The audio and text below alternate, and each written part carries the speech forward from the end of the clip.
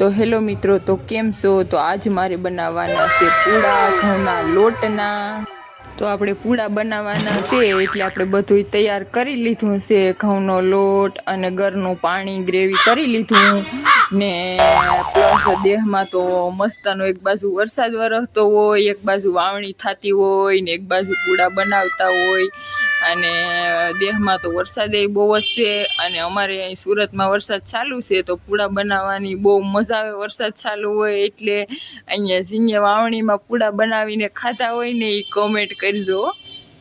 અને આપણે મસ્ત મજાનું એમાં બધું નાખી દીધું છે, ઘરનું પાણી અને ઘઉંનો લોટ અને આપણે એની ગ્રેવી કરી નાખીએ મસ્તની હલાવીને અને પછી બનાવવાના છે પૂડા।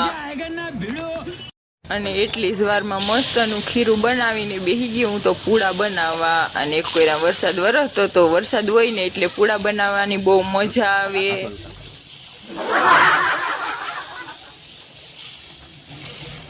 અને એક બાજુ વરસાદ વરસતો હોય અને એક બાજુ પૂડા બનતા હોય અને પૂડા બનાવવાની વરસાદમાં કંઈક અલગ જ મજા આવે હો।